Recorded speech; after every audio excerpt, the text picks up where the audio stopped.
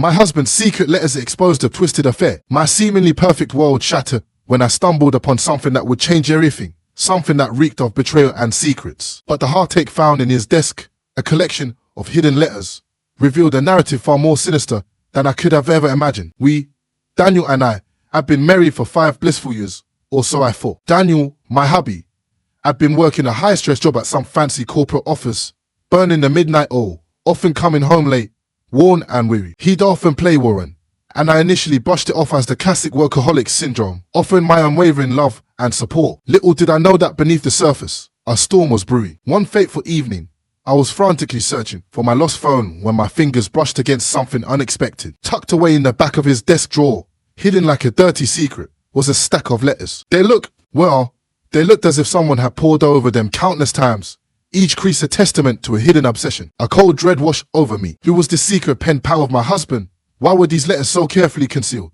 And the question that clawed at my insides, why hadn't he mentioned them to me? I couldn't resist the overwhelming urge, the magnetic pull to open one. Call me nosy, but I had to know. With trembling hands and a heart pounding like a drum solo, I tore open the envelope and began to read. The letter was from a woman named Lily, and she poured her heart out, confessing how terribly she missed Daniel. She wrote of stolen moments of passion, of whispered promises in the dead of night. It was undeniably a love letter. But wait, it got worse. She signed off with "your forever love." My stomach did somersaults, twisting and turning with each sickening word. Your forever love. What kind of melodramatic nonsense was this? I thought of Daniel, who was blissfully unaware, sitting in the next room. My mind raced, a chaotic blur of confusion and disbelief. The horrifying reality began to sink in. What the heck was my husband hiding? And how long had he been leading this double life? It was time to don my detective hat, sharpen my claws, and get to the absolute damning bottom of this mess. All right, now, buckle up, folks, because things are about to get wild. The letters from Lily shook me to my core, but I needed more concrete evidence, undeniable proof of his deception. So, what's a determined wife to do? Well, I knew I had to confront Daniel, but I had to be strategic, cunning even. After all, I had to be smart about it. The next day, I decided to drop a little hint, a carefully crafted fishing line to test the waters. I casually mentioned to him that I found some old love letters from an ex-boyfriend while cleaning the attic. I watched his reaction like a hawk, scrutinizing every flicker of emotion. But all I got was an awkward chuckle and a dismissive, "Oh, really? You should throw them away." It wasn't a reaction I had hoped for, but it was something, a tiny crack in his carefully constructed facade. I knew I needed to dig deeper, to unearth the truth buried beneath his lies. So, I embarked on my little mission, which included late night snooping, phone checking, I know, but desperate times, and even following him a couple of times. One evening, he said he had to go to the office for an emergency. Red flags waving frantically, right? So guess what? I decided to tail him, just like in those cheesy spy movies. I parked my car a few blocks away from his office building and watched, my breath held captive in my chest, as he entered the seemingly empty office. My heart pounded against my ribs, a frantic drumbeat of fear and anticipation. I waited for what felt like an eternity. Then, summoning every ounce of courage and ninja skills I possessed, I snuck in. Sneaking closer, my eyes glued to the window, I peeked through the frosted glass window and saw Daniel talking to a woman, the mysterious Lily herself. My heart felt like it was going to leap out of my chest, threatening to expose my presence. They were too engrossed in their conversation to notice me, their faces inches apart. I couldn't hear everything, but the intensity of their exchange was unmistakable. I snapped a quick picture with my phone as evidence, my hands trembling like crazy. I had proof now, undeniable confirmation of his betrayal. My mind raced, churning with anger and a burning desire for retribution. I spent the next few days gathering more information, meticulously building my case, digging into every corner of their illicit affair, and discovering secrets. Things that had been going on even before we got married. My world shattered as I realized the extent of his betrayal, the depth of his deception. But here's the twist. I wasn't about to let this betrayal break me. Nope. I had a plan, a deliciously wicked plan. Revenge was a dish best served cold, right?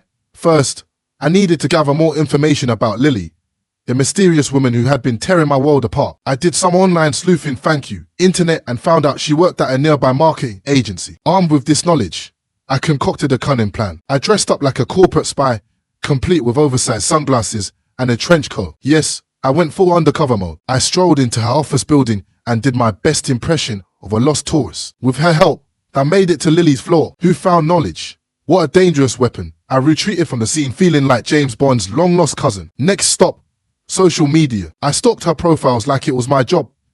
And guess what I found? Her upcoming high school reunion. An evil grin spread across my face. I concocted a brilliant plan. I created a fake Facebook profile, pretended to be a fellow high school alumnus, and requested to join the reunion group. I even photoshopped a vintage yearbook photo to match the others. Once inside the group, I posted cryptic messages about how some people never change and dropped hints about secrets from the past. The buzz started growing, and people began whispering about old scandals. But I wasn't done yet, pretending to be a concerned classmate who had heard rumors about how affair with a married man. Oh boy, she took the bait, all flustered and defensive, denying everything. But her reaction told me everything I needed to know. I knew I had her right where I wanted her. My plan was working like a charm, and I couldn't help but feel a twinge of satisfaction. But revenge is a dish best served with a side of patience, my friends. I was just getting started. So Lily was starting to feel the heat, constantly glancing over her shoulder at the reunion, wondering who was stirring the pot. Her perfect little world was unraveling, and I was here for every delicious moment. The reunion was just around the corner,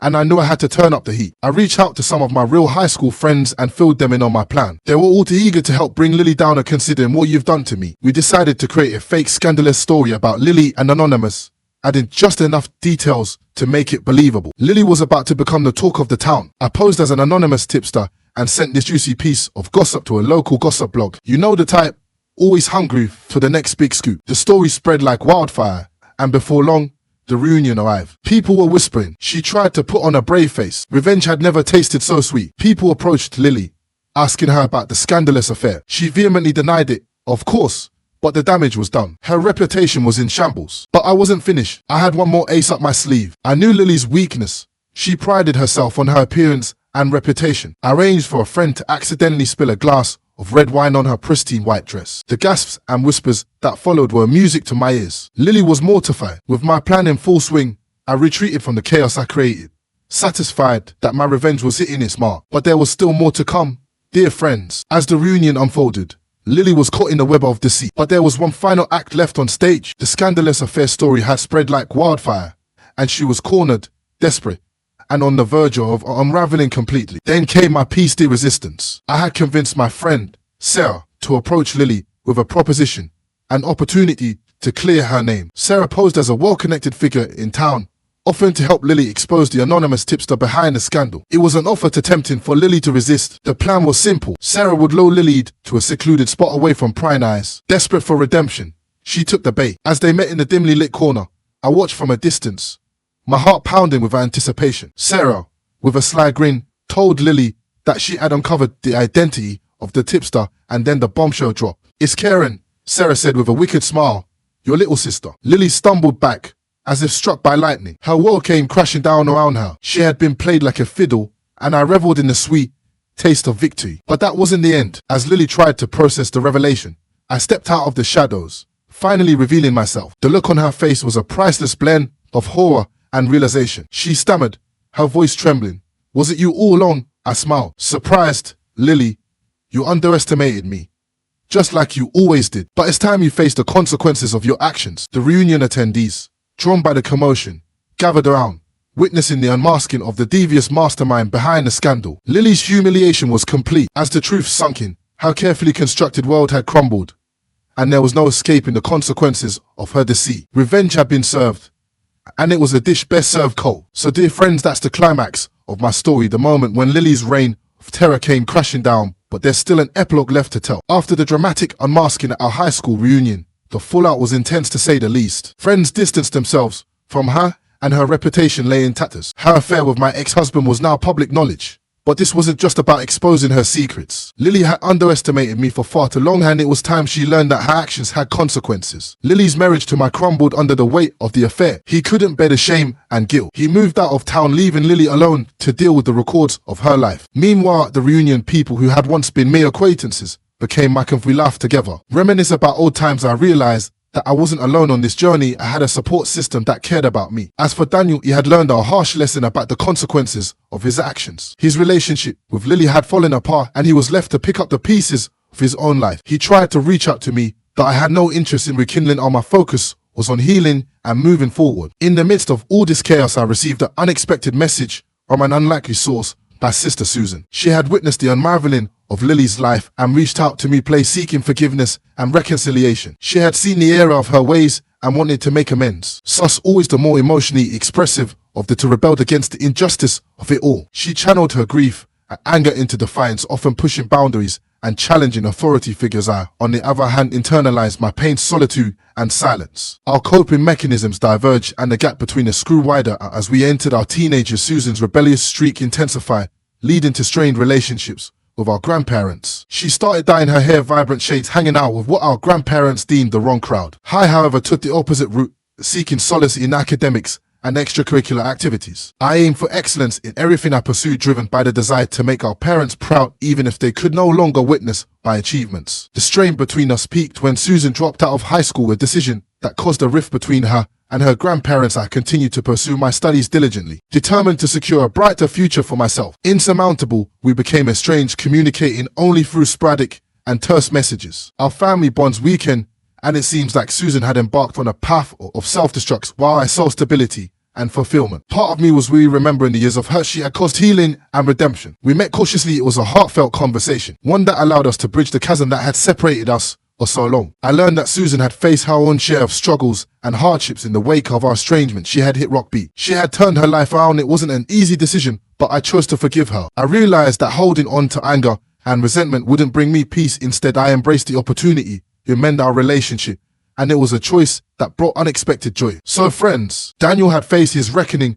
and my sister and I had embarked on a journey of reconciliation. In the aftermath of the high school reunion, in the chaos that ensued, I found myself reflecting on the journey that had led me here. My quest for revenge uncovered secrets, shattered delusions, and exposed the true nature of those around me. But more importantly, has transformed me. I had always been the quiet reserve one, the peacemaker, if you will, but life has taught me that sometimes you need to fight for yourself off, to stand up against those who seek to hurt you. My journey has been a crash course in resilience and self-discovery. Lily, she faced the consequences of her actions and the judgment of those she had wronged. It was a humbling experience, or how I couldn't deny that a sense of justice had been served. As for Daniel, his reckless pursuit of his desires had cost him dearly. Play, and he was left to rebuild his life from the ruins of his mistakes. My sister Susan, transformation was perhaps the most unexpected turn of events. Her journey from a troubled past to seeking redemption had touched my heart. Forgiveness had allowed us to heal and move forward together. I also found solace in the friends I had reconnected with at the reunion. They've been my pillars of support during these tumultuous times,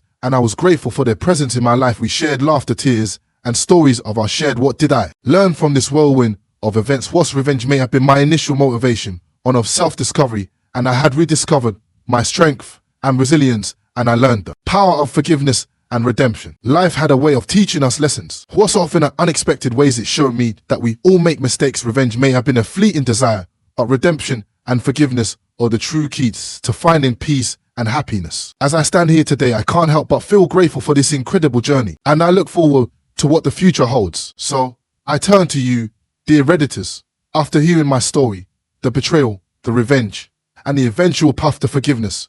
Do you think I handled the situation correctly? Was my quest for payback justified? Or should I have taken a different approach? Your honest opinions and insights would mean the world to me as I continue to navigate this new chapter of my life.